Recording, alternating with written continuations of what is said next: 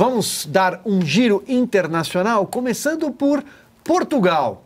O senhor Luiz Inácio desembarcou em Portugal, viajou apressadamente, né, assodadamente, a jato, porque o Brasil fervia na semana passada.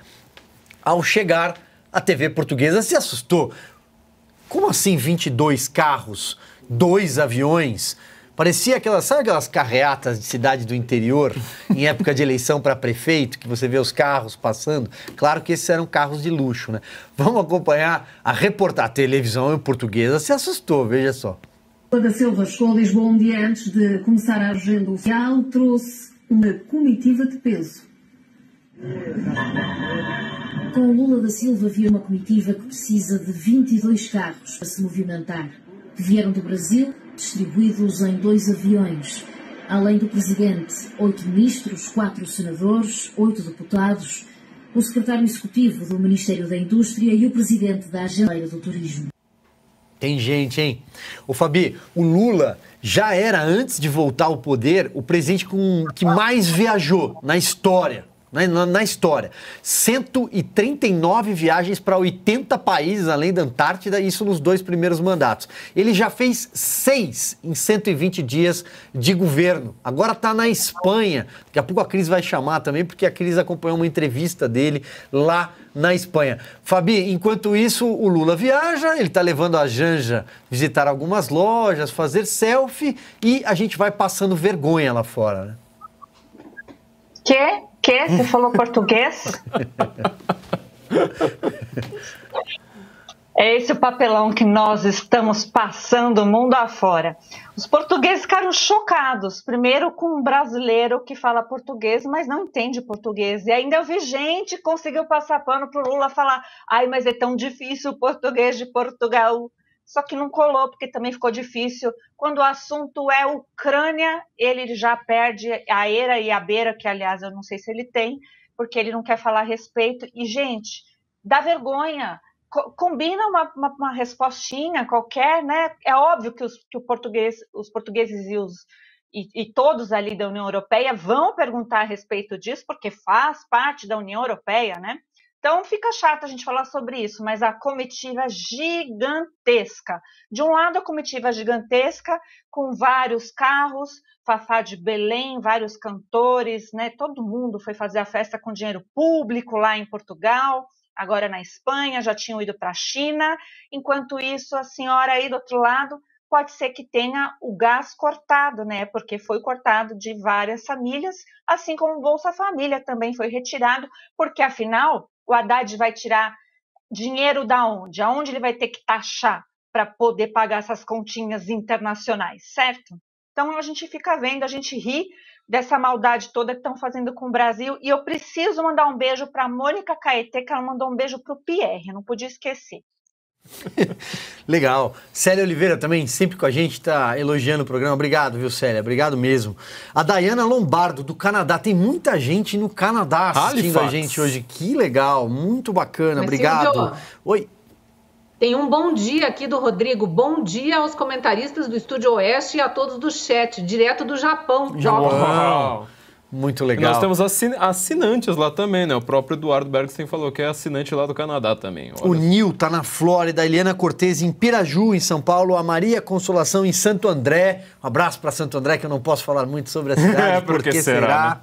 Né? A Paula Maria de Teresina, a Maria Dantas está em Aracaju e o Bruno tá, olha lá, tá ajudando a gente a subir a audiência, Bruno Bosch. Obrigado, Bruno. Valeu.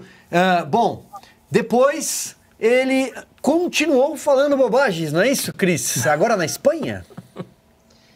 Olha, é difícil, viu? Que sequência fenomenal, para usar uma palavra boa e não estragar a noite aqui da nossa audiência. Que sequência fenomenal de absurdos, né? Começou lá na China, seguiu por Portugal e chegou na Espanha hoje numa bravata atrás da outra. 17 minutos, Silvio, de entrevista. Me dei esse trabalho, tá? Para poupar nossa audiência. Assisti aos 17 minutos de entrevista. Eu até gostaria de convidar nossa audiência a procurar. É uma entrevista para o canal do El País, que é um jornal espanhol de esquerda. Só para lembrar, foi o jornal que entrevistou Lula da outra vez que ele foi para a Europa fazer campanha. E na época tinha recém sido reeleito, né, o ditador Daniel Ortega, eleito entre aspas, né, o Daniel Ortega na Nicarágua. E ele quis comparar Daniel Ortega com Angela Merkel. Eu acho que todos lembram desse incidente, né? Que ele quis comparar e dizer por que Daniel Ortega não pode se perpetuar no poder se até Angela Merkel fez isso na Alemanha. E aí até a repórter do esquerdista É o País disse: mas Lula, Daniel Ortega mandou prender os adversários. Angela Merkel foi eleita. Então, assim, não dá para comparar um ditador com alguém que foi eleito numa democracia, né? Ele passou esse vexame internacional e foi lá de novo dar entrevista para o país.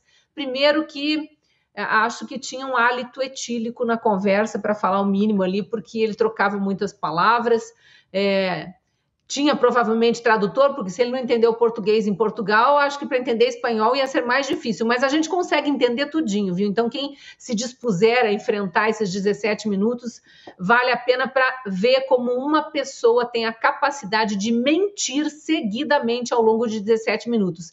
Entre os vários absurdos, ele disse, por exemplo, que a Dilma entregou o governo com 4,3% de desempregados. Ele conseguiu, assim, em uma frase, sumir com 10 milhões de desempregados, porque todos nós sabemos que estava perto dos 15 milhões o número de desempregados, que é mais ou menos 15% da mão de obra ativa. E ele conseguiu reduzir para 4,3%.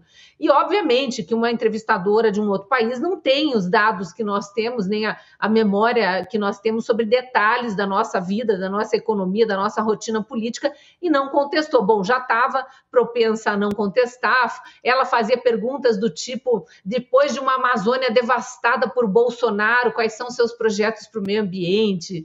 Ela chegou a falar que o Brasil voltou a Portugal, usando o slogan petista, né, de o Brasil está de volta, dizendo que o Brasil não ia para as relações internacionais, e agora sim está com muito bom relacionamento com os líderes estrangeiros, tudo mentira, né?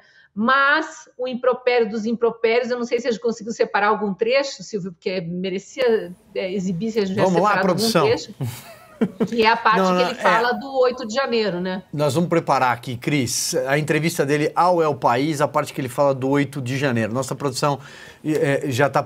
Enquanto eles preparam, eu lembrei de mais um. Ele repetiu a falácia dos 33 milhões de famintos. E, infelizmente, a entrevistadora não contestou com o dado da Marina Silva, que são 120 milhões de famintos. Só piora, Ela podia ter dito só 33, já conseguiu o presidente Lula em 4 meses reduzir tanto. Parabéns. Mas não teve contestação nenhuma. E ele falou ali dos 33 milhões de famintos de novo. Então, foi uma bobagem, para dizer o mínimo, né? Uma mentira atrás da outra. Eu fiquei me questionando, como cidadã brasileira mesmo, nem como jornalista, poxa, se o PL da censura realmente passar, eu acho que o primeiro censurado vai ser o próprio presidente Lula, porque o tanto de desinformação e de mentira que ele está espalhando pela internet só através dessa entrevista, precisa alguém fazer alguma coisa, se não prender, né? Será que o Flávio Dino prenderia o presidente Lula por espalhar fake news? Mandaria para um campo de reeducação? Aliás, faltou, né, Silvio, Flávio, Fabi, faltou no PL das fake news, no PL da censura, colocar um item lá, campo de reeducação.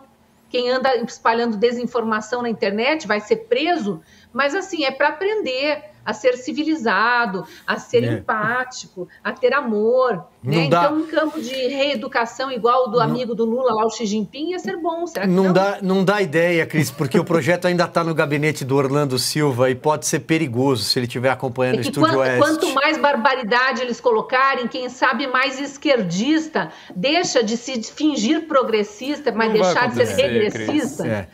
Não vai verdade. Cada vez que... Eu tenho sempre esperança que a gente consiga reverter alguns que estão dormindo aí, esse sono encantado do progressismo. Cada vez que eu ouço esses números da Marina Silva, tem 120 milhões de pessoas, 130 milhões de pessoas passando fome no Brasil, eu penso que a Dilma dobrou a meta e a Marina quintuplicou a meta.